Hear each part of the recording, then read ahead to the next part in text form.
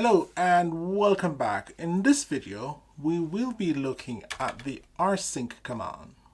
So,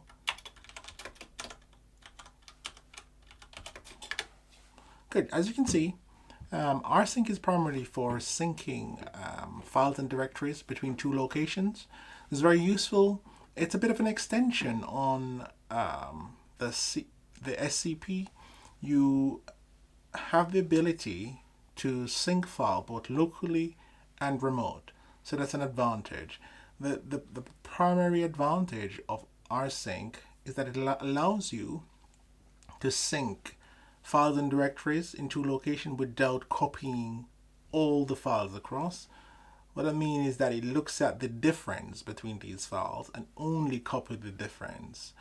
So let us look at a very basic example of how to get your fingers wet on that. So if we look at, so here in this folder we have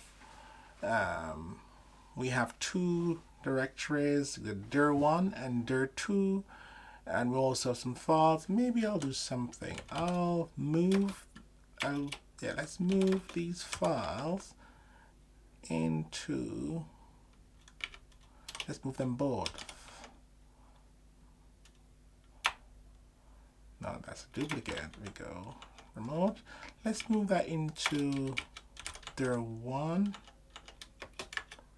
And then that should be clear. So now all the files, and if you should list the content of dir1, you can see all the files are there. And if we list the content of dir,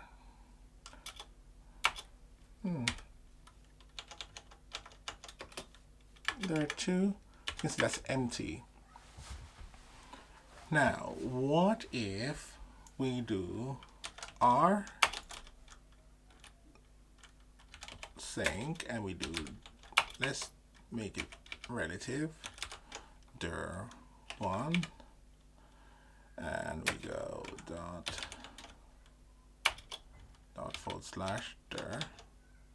Let's do dir2 for that.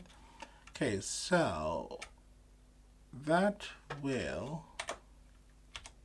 now we don't need that. That will effectively copy the difference from this directory to this directory. But however, we need to give it some options. The first one is A, which means archival mode. What it does, it just maintains all the similarity, the timestamp and their properties while transferring the file. That preserves it. So in that case, it will consider it the same file. And we also want to see the results. So I usually put a V in just to see what's going on for verbose output. And if I do enter, this should work, but let's see. That seems to have gone well. Let's have a look. So if we list dir2, nothing. What have we missed? Let's have a closer look. What have we missed? So we've missed something. That should work. Ha ha! I bet you didn't see that. This should be dir2. So it's not going to copy to itself. It's going to be perfectly fine. It's going to, I'm thinking to myself, that's fine. Now that should work.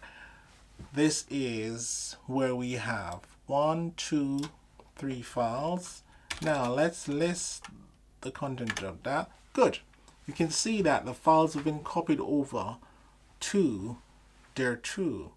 So effectively, rsync just copies the files across if they're not there and only sync. So for example, let's do that again.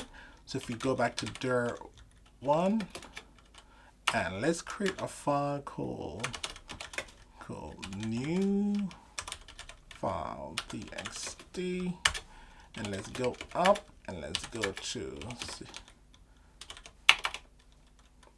dir2 and we touch file, cool, next new file.txt. Okay, so now we made changes to both directories. Let's see what's going to happen if we try to go back and run the previous command. Back up, one level up, rsync, no, rsync. So now let's run this again and see what the report looks like. Now this copies new file. If we list that, if we list there one, we can see that the new file is still there. If we list there two, the new file has been copied over. So it works in one direction from source to destination. But then what you normally do, you can do that, and we can swap it around and run it in both direction.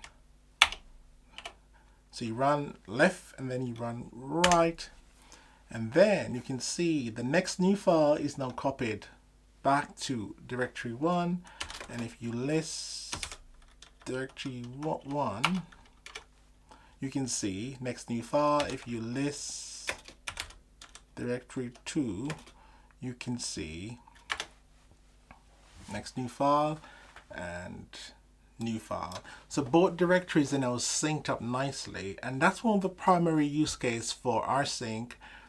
I think that should give you a good insight into how it would sync from both sides. rsync is very powerful. You can do network transfers. You can sync multiple folders across multiple systems simultaneously. So that is a summary of how to use the rsync. For further usage, always, I would say always, have a look at the free man page, which is sync, and you'll find lots more and further usage. But for now, you have enough to play with the rsync command.